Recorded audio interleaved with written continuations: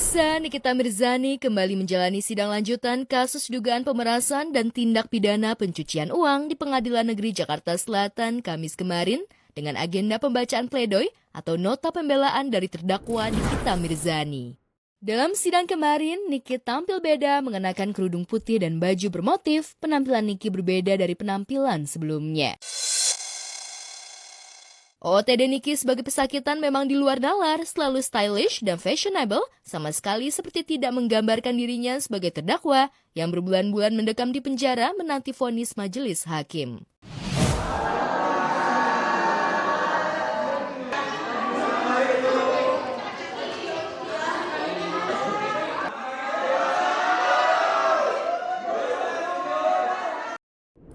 Hanya itu, penampilannya yang selalu glowing, full make up dan hairdo, gak ketinggalan aksesoris perhiasan nempel di pergelangan tangan dan jarinya selalu dinanti publik. Sementara Niki menyebut penampilannya hari itu sebagai bentuk tanggapan terhadap kritik jaksa yang sempat menilai dirinya tampil tidak sopan pada sidang sebelumnya. Asik. Iya tetap aja ada, kalau di ajaran aku ada apanya. Udah terus sekali aja langsung tersangka.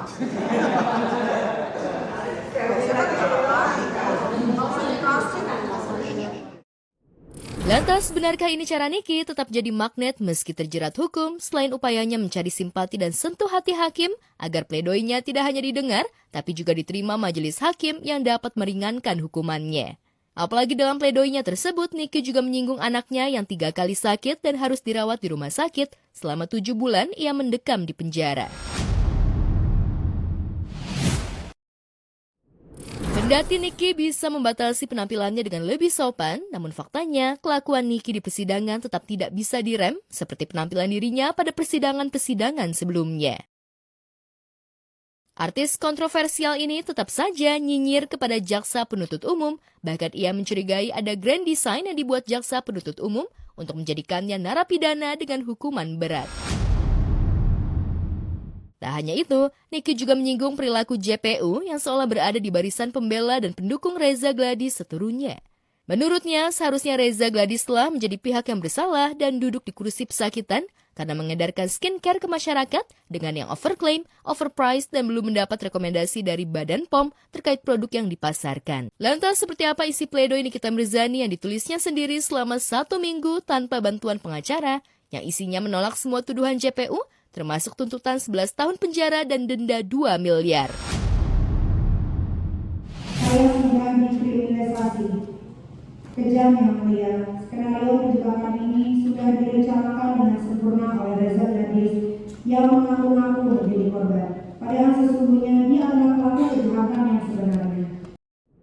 Selain itu, Niki juga membongkar kasus yang telah ditangani oleh salah satu jaksa penuntut umum yang bernama Dona, di mana Dona telah memberikan tuntutan ringan kepada terdakwa yang diduga telah melakukan jual beli sisik terenggiling, yang mana itu merupakan pelanggaran dan menjadikan kerugian kepada negara. Nikita merasa dirinya telah dizolimi oleh jaksa penuntut umum di mana JPU telah mengatur semuanya bersama dengan Reza Gladys. Itu tuh sebetulnya terenggiling itu tuh on the spot itu tuh. Jadi udah mau jadi, tiba-tiba ada yang ke hutan bilang mau ketemu kita. Kan aku tuh nggak pernah mau ketemu sama orang yang nggak aku kenal. Tapi kok rasanya hari itu boleh aja gitu masuk itu orang. Akhirnya dia ngobrol, dia bawa buktinya, ternyata ada masalah terenggiling yang jasanya juga sama Dona. Itu kerugian negara, itu yang negara yang dirugikan. Kalau gua kan tidak merugikan negara, tapi dituntutnya 11 tahun. Ini merugikan negara tapi dituntutnya sama Dona itu cuma setahun dan denda 20 juta.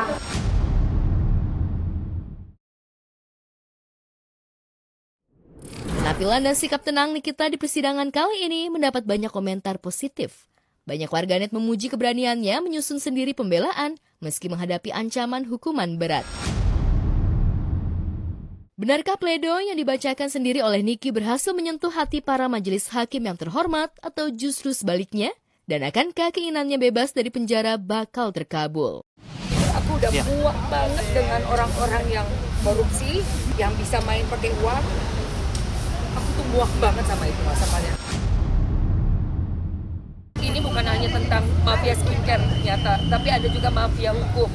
Sementara itu, seolah dendam karena sudah menjadi tersangka, genderang perang benar-benar ditabuh Ayu Khairunurisa, mantan karyawan Ashanti. Setelah membuat laporan atas dugaan perampasan aset dan ilegal akses di Polres Tangerang Selatan dan Polres Jakarta Selatan, Ayu kembali mendatangi Polda Metro Jaya untuk melaporkan Ashanti atas dugaan tindak pencucian uang, pemerasan, dan pencemaran nama baik.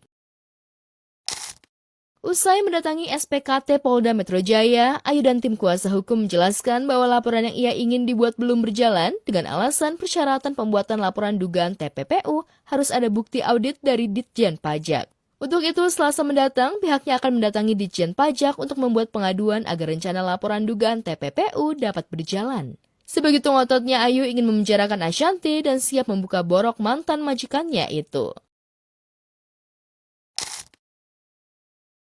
Ditemui secara eksklusif di sebuah acara, istri Anang Hermansyah itu menanggapi santai laporan yang dibuat Ayu di Polda Metro Jaya. Ia bahkan mempersilahkan Ayu untuk melaporkan dirinya sebanyak-banyaknya. Ashanti menilai Ayu sosok orang yang baik dan tidak menaruh kecurigaan apapun, yang akhirnya membuat Ashanti geram dan kecewa atas perilaku Ayu, karena Ayu diduga telah memasukkan dokumen untuk mencairkan uang milik perusahaan ke sebuah rekening pribadi Ayu. Benarkah Ayu yang resmi berstatus tersangka atas laporan Ashanti terkait dugaan pemalsuan dokumen dan penggelapan ingin menghancurkan Ashanti yang sudah menuduhnya menilap uang nyaris 2 miliar? Ayu yang merasa dituding macam-macam oleh Ashanti terus menghujani mantan majikannya itu dengan sederet laporan ke polisi. Sementara Ashanti yang sudah menang satu langkah menjadikan Ayu sebagai tersangka, lebih santai menghadapi Ayu yang ngotot memenjarakannya. 29 tahun, Prilly Latuconsina bikin netizen iri berjamaah. Gimana enggak, momen ulang tahunnya kali ini, Prilly dapat kado luar biasa dari sang kekasih Omara Estegal. Jam tangan vintage yang mewah dan tiket liburan bebas pilih destinasi. Ini nggak cuma liburan untuk Prilly, tapi juga liburan untuk Prilly dan teman terdekatnya. Konon ada kado yang bikin Prilly sendiri deg-degan dan penasaran. Para netizen pun langsung berharap kado yang bikin Prilly deg-degan adalah lamaran Omara.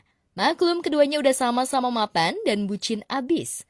Apalagi yang ditunggu, terlebih usia Prilly pun sudah pas untuk membangun rumah tangga. Kita lama berteman dan kita udah sering bertukar cerita, jadi kita tahulah sukanya digimanain dan gimana kalau kita menjalin hubungan. Bucinan aku ya, soalnya aku yang naksir duluan, tapi aku nggak bilang-bilang aja.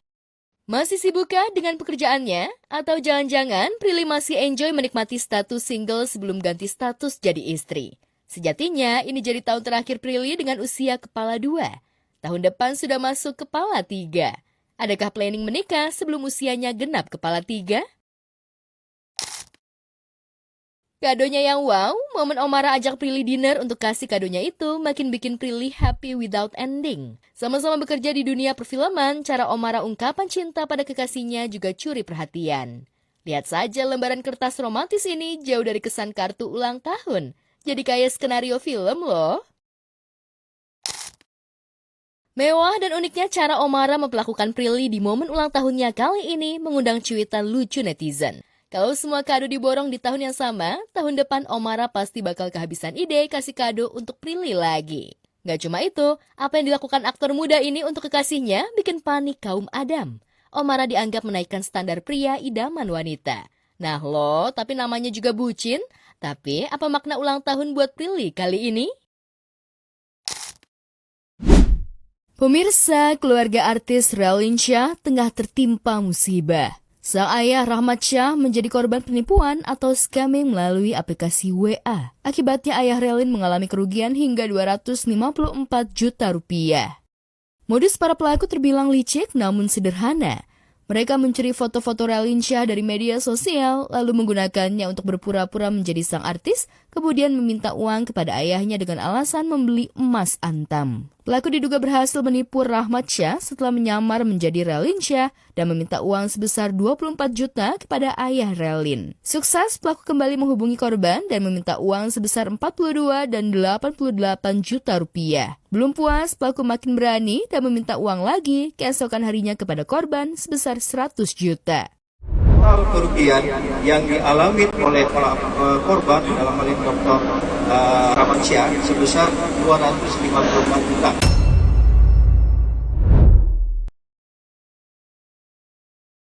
Canggihnya teknologi membuat ayah Relin dengan mudah jadi korban scamming.